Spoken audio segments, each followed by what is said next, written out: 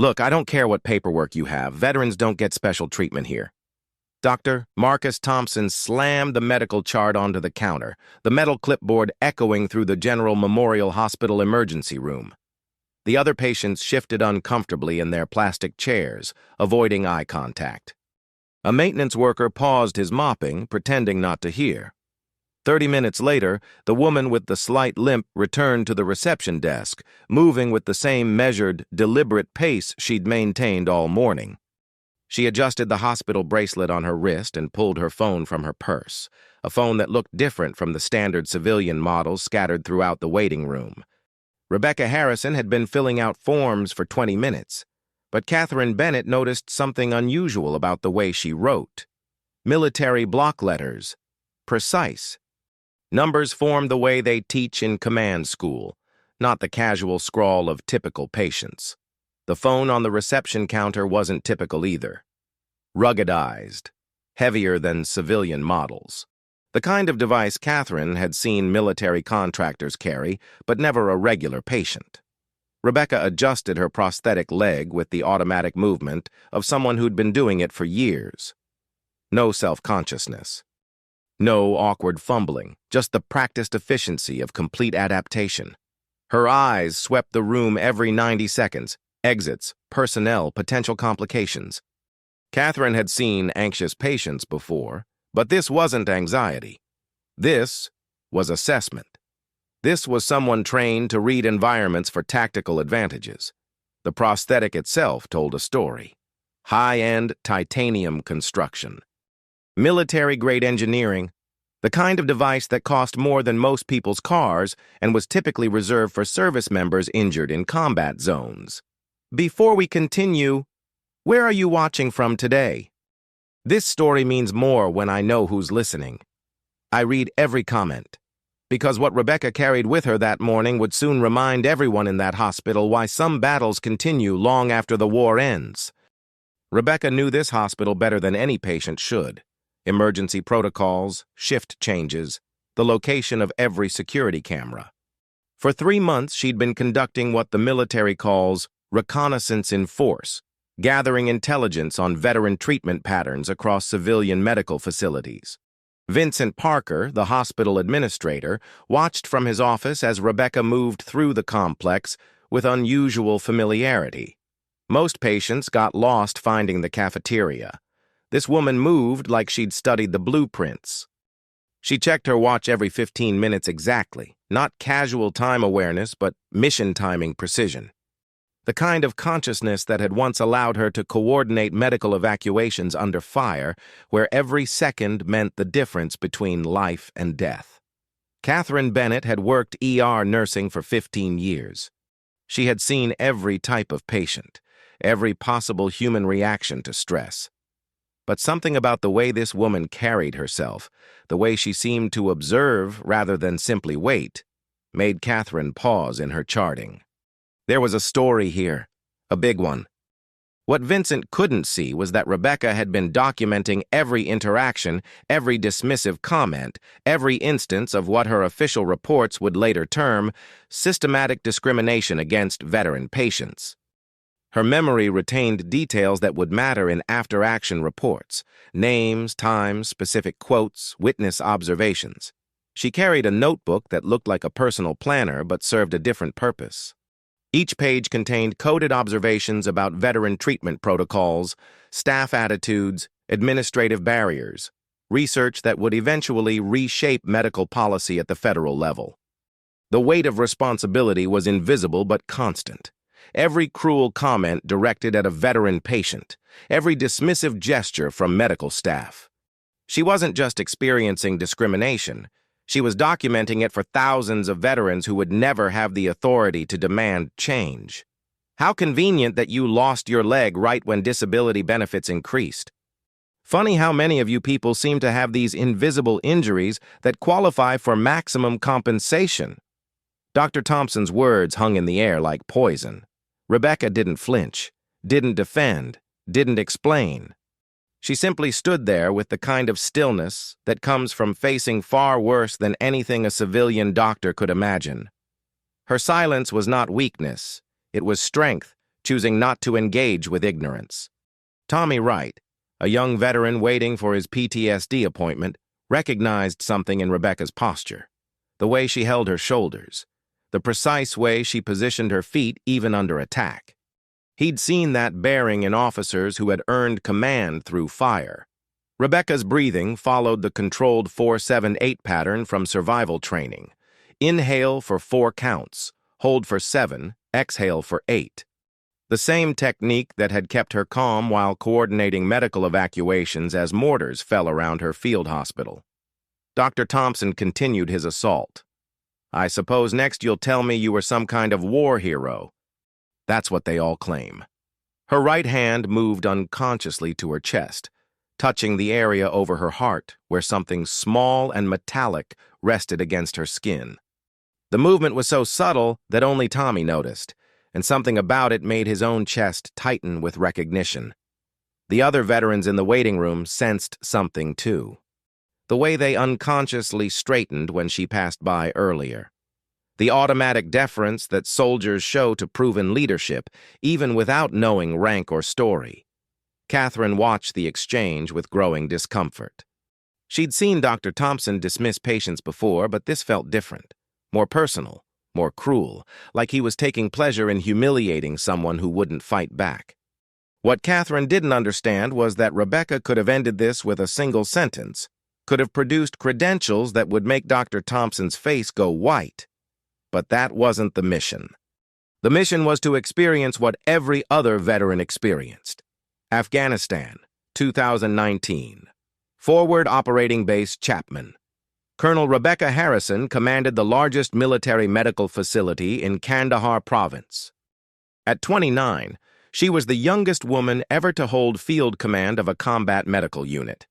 The IED that took her leg had been targeting the field hospital she was inspecting.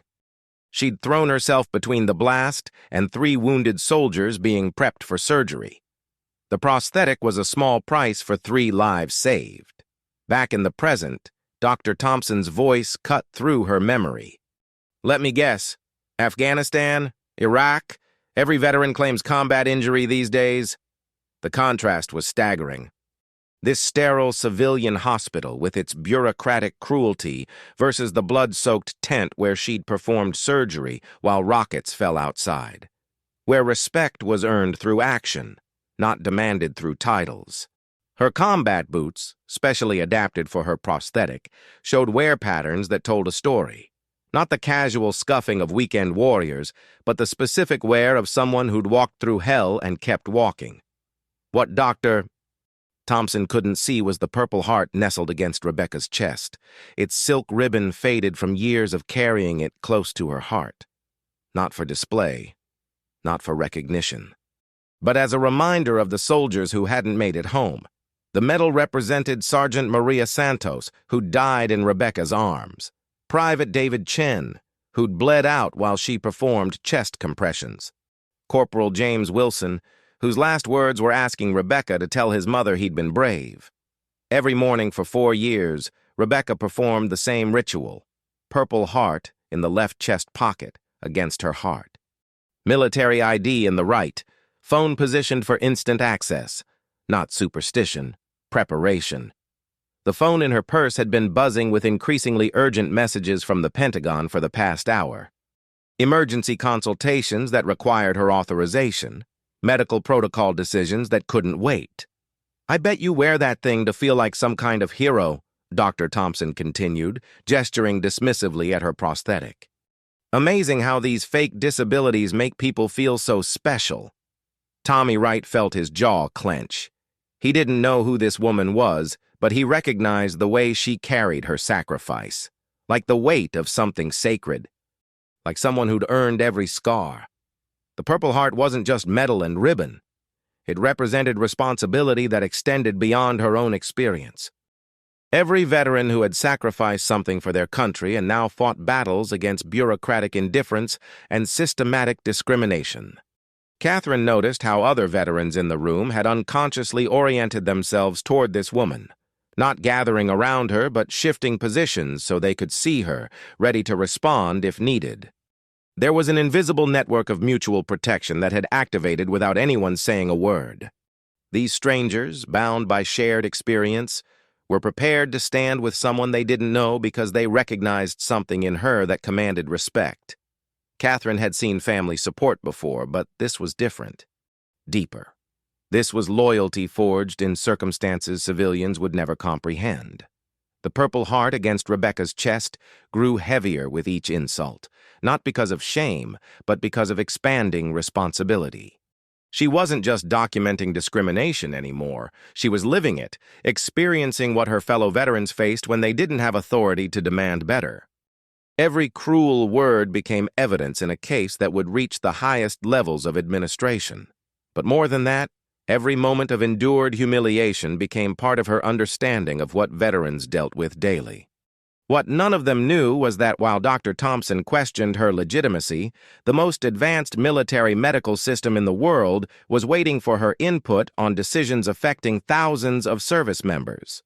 The irony was lost on everyone except Rebecca, that while being humiliated as a fake veteran, she was simultaneously responsible for coordinating medical care for real veterans across the entire system. Gregory Coleman had been watching from his security station for 15 minutes.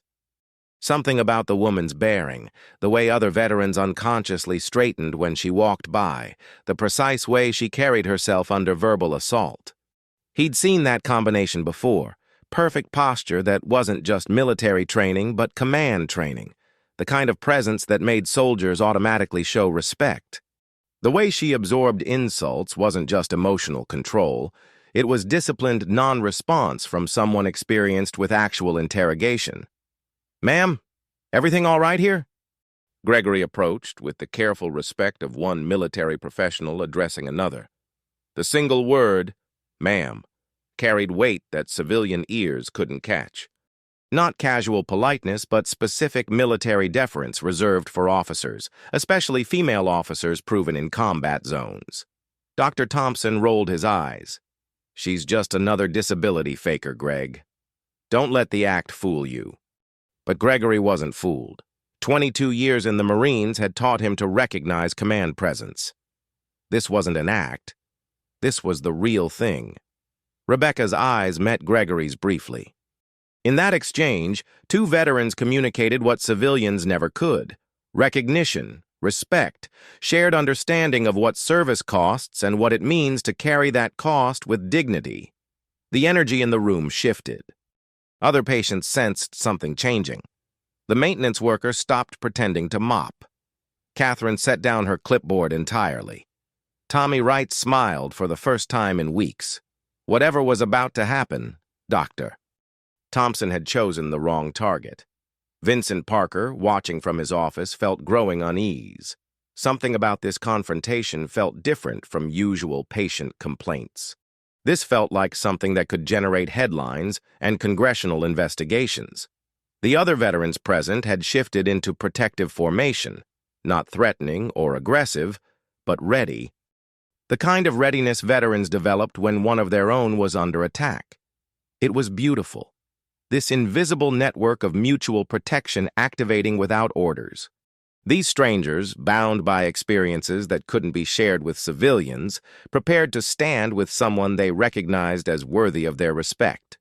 The phone's distinctive military ring cut through hospital noise like a precision instrument, its urgency unmistakable to anyone familiar with emergency communications. "Colonel Harrison, we have a Level 1 medical emergency at Walter Reed. Multiple casualties incoming from overseas. We need immediate authorization for emergency evacuation protocols." Rebecca's voice changed completely. Gone was the patient tone she'd maintained all morning. In its place was the crisp authority of someone accustomed to making life-and-death decisions under pressure. "This is Colonel Harrison. Go ahead with your casualty report." Dr. Thompson's face went from satisfaction to confusion to dawning horror. Vincent Parker nearly dropped his coffee as understanding flooded through him. Catherine's eyes widened as pieces clicked into place. The handwriting, the bearing, the way veterans responded to her, the expensive prosthetic, the military-grade phone. It all made terrible, career-threatening sense. Colonel, we also need approval on civilian hospital partnership protocols. The VA medical contract renewals are pending your review, including General Memorial Hospital. $2.3 billion in federal medical funding. The words hung in the air like Judgment Day. $2.3 billion. The money that kept civilian hospitals viable when treating veterans, all flowing through the authority of the woman Dr. Thompson had been systematically humiliating. "I'll handle the contract reviews personally," Rebecca said, never leaving Dr. Thompson's face. "I've been conducting some field research on veteran treatment quality. The findings have been illuminating." Gregory couldn't suppress his grin. Tommy actually laughed out loud. Catherine realized she'd witnessed something that would be talked about for decades. The emergency room went completely quiet. Not uncomfortable silence, but the stillness that follows profound truth, when everyone understands they've witnessed something significant. Vincent appeared at Rebecca's side with desperate urgency. "Colonel, if there's anything we can do to address any concerns..." Rebecca's response was measured, professional, devastating. "Mr. Parker, I've been documenting systematic discrimination patterns across 17 facilities. General Memorial has provided particularly comprehensive examples. Changes at General Memorial began within hours. Dr. Thompson was placed on administrative leave pending investigation. Vincent spent the day in emergency meetings with legal teams, calculating potential damage from humiliating a Pentagon official responsible for billions in contracts. But the real transformation was deeper than policy changes. It was the shift that happens when fundamental assumptions are challenged and found wanting. Rebecca addressed the room with natural authority, tempered by compassion. "To the veterans here, you deserve better. You've earned better through your service and sacrifice, and you're going to get better." Her words weren't a speech. They were a contract, delivered with quiet certainty. The veterans present understood they weren't hearing empty reassurances, but policy commitments from someone with power to implement change. To Dr. Thompson, she offered only the same dignified silence she'd maintained throughout his assault. But now everyone understood what that silence represented. Not weakness, but quiet confidence of someone who never needed to prove her worth to anyone who had never served something greater than their own ego. Catherine approached with genuine remorse. "Colonel, on behalf of the nursing staff, I apologize for what happened today. This was inexcusable." "Nurse Bennett," Rebecca replied warmly, "you treated me with professionalism throughout. You have nothing to apologize for." That's all any veteran asks, to be seen as a person first. Tommy found himself sitting straighter, carrying himself with renewed pride.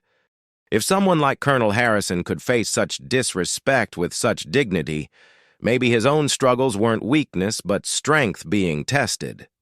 Gregory returned to his station with something he hadn't felt in years. Hope that the system might actually change, that sacrifices might finally be honored with more than parades and empty platitudes. The story spread through social media within days, not as gossip, but as inspiration. Veterans shared their own experiences of discrimination, but also examples of quiet dignity in the face of ignorance. Rebecca's official report would eventually reshape veteran care protocols at over 200 facilities. But the personal impact, the reminder that dignity cannot be stripped away by those who never understood its value, lived in every veteran who heard the story and decided to stand straighter. 3 months later, General Memorial received a commendation for excellence in veteran care. The certificate hangs in the lobby, signed by Colonel Rebecca Harrison alongside a simple plaque. Service doesn't end when the uniform comes off. Honor doesn't fade when the war is over. Dignity is not earned through titles. It is proven through sacrifice. Dr. Thompson learned that true authority doesn't come from a title on your coat. It comes from service to something greater than yourself. And Rebecca Harrison proved that dignity, once earned, can never be taken away by someone who never understood its value. If this story reminded you why we must never stop honoring those who served, type "still serving" in the comments below. Because veterans like Rebecca don't stop serving when they leave the battlefield. They serve every day through their quiet strength and unshakable dignity. And if you haven't subscribed yet, consider this your quiet reminder from someone who believes these stories need to be told. Thank you for being with us. Until next time, remember, respect is earned through service, not demanded through titles.